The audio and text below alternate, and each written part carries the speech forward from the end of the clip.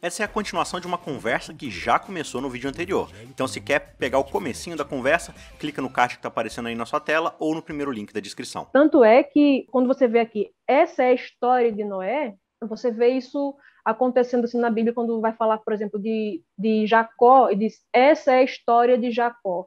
Quando já fala com relação aos filhos que ele teve, tudo da sua descendência, né? Então, essa é a história de Noé, no sentido de, veja quais foram os frutos na vida de Noé após ele achar graça diante de Deus. A Então, história só assim, começa depois que ele acha graça diante do Senhor. essa é a história dele. Deus deu graça e ele frutificou a partir daí, né?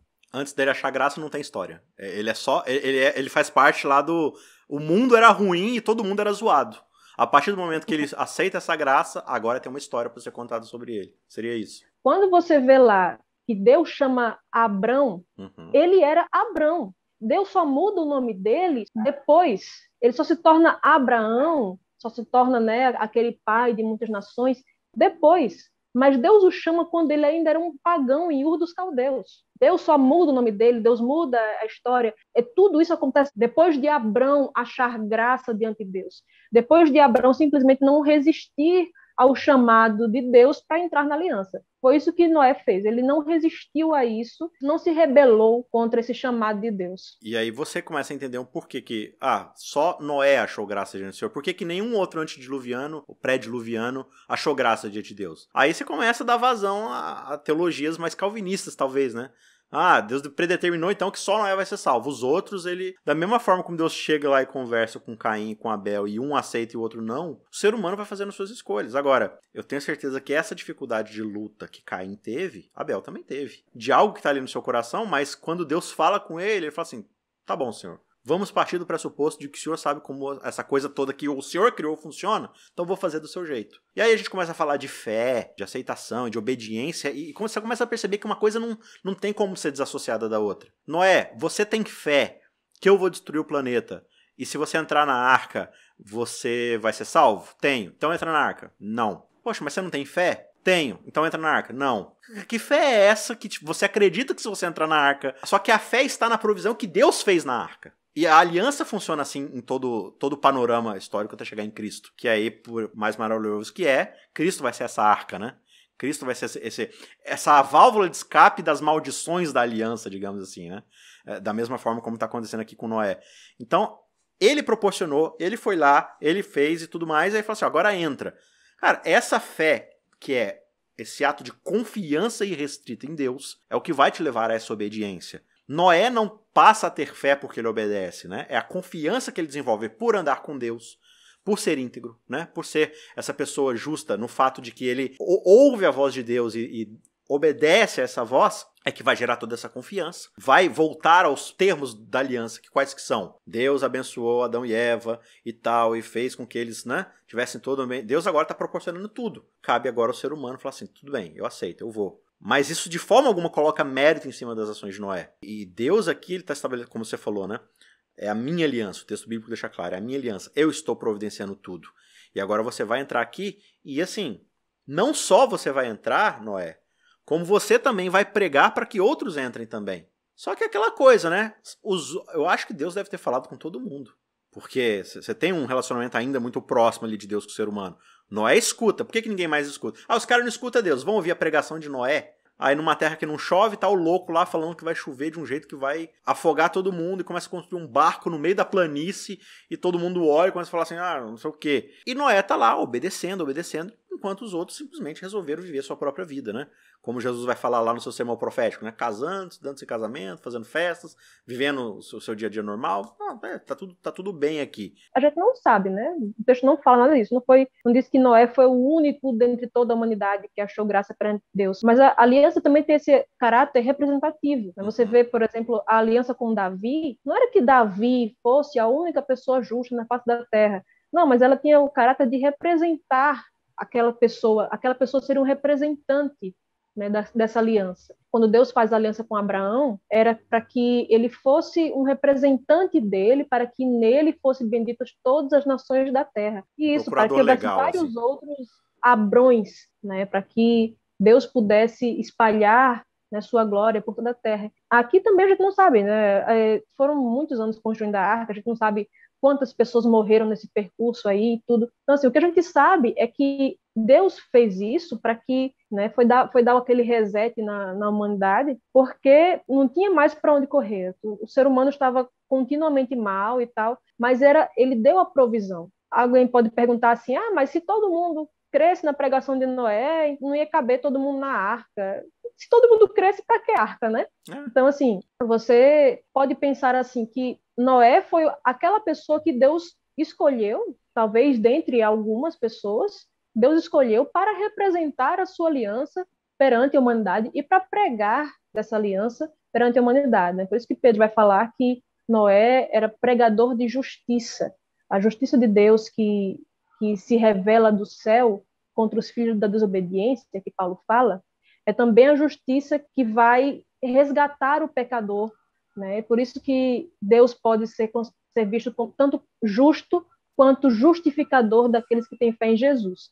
Então, assim, essa aliança faz tudo isso. A aliança, ela estabelece os termos dela. Aqueles que não querem participar da aliança vão ter as consequências de não participar dessa aliança. E aqueles que estão dentro da aliança têm as bênçãos da aliança. É Deus sendo justo e justificador, de uma maneira, claro, incipiente, né? Isso vai se concretizar de uma maneira muito mais plena na nova aliança, mas aqui a gente já vê esses resquícios. Você já vê resquícios aqui desde a primeira aliança, né? Você vê aqui a aliança com os animais, que já existia na primeira aliança do Éden, né? Você vê aqui os animais sendo trazidos, você vê tudo isso. Então, cada aliança vai demonstrar aspectos, né, desde a aliança do Éden. Você vê que depois que acontece o dilúvio, Deus faz aquela aliança, ele diz assim, olha, eu vou colocar meu arco nas nuvens para que eu me lembre, né, que você saiba que eu estou lembrado disso, entendeu? Para que eu me lembre que eu nunca mais vou destruir a humanidade com água. Deus não disse que não ia destruir de outra forma, né? Disse só com água que não ia destruir. Então, assim, toda vez que você vê um arco-íris no céu, não é nem apenas você se lembra, Deus se lembra, né? Deus, ele não tem como esquecer de nada, mas assim, para ficar de uma maneira figurativa, de que ele é fiel à promessa que ele fez, né? Então, quando você quase vê assim, lá né? Para você lembrar que eu não esqueci, né? Isso. Quando você vê lá no Apocalipse, capítulo 4, versos 2, 3 e 4, João tem uma visão do trono de Deus. O que é que está acima do trono? Lá um arco-íris, né? Ou seja, essa aliança que ele fez com Noé, ela vai também reverberando em outras alianças. E você vê na consumação de tudo, ainda Deus se lembrando. Olha, eu sou fiel à minha promessa. Então, assim, Deus é fiel à sua aliança. Embora ele saiba que a gente não é fiel à aliança. Ele já fez a aliança, né, sabendo que ela seria quebrada, que ela seria rompida, e já fez com o escape também de quando a aliança fosse rompida, quebrada, ele já teria a provisão certa para isso. Então, Deus providenciou tudo, né? Não tem mais o que a gente pensar em fazer, é só entrar na arca, sabe? É só crer que ele é fiel às suas promessas, é só crer que ele vai cumprir sua aliança, independentemente da nossa vontade de quebrar essa aliança, né? Claro que ele pode, algumas pessoas vão ficar de fora, né? Vão quebrar a aliança, vão ficar de fora mesmo. Mas a humanidade vai ser restaurada, né? Deus vai ser fiel à sua aliança, mesmo com o nosso pecado. Você vê a Bíblia relatando os pecados de Noé e tudo isso, mas ainda assim ele era parte da aliança, ele era povo de Deus. Então, assim, quando a gente crê que a gente faz parte dessa aliança, a gente não vai crer, por exemplo, numa salvação que é pisca-pisca, sabe? Eu estou salvo agora, eu criei na aliança, eu estou dentro da aliança agora. Eita, pequei agora, eita, já saí da aliança.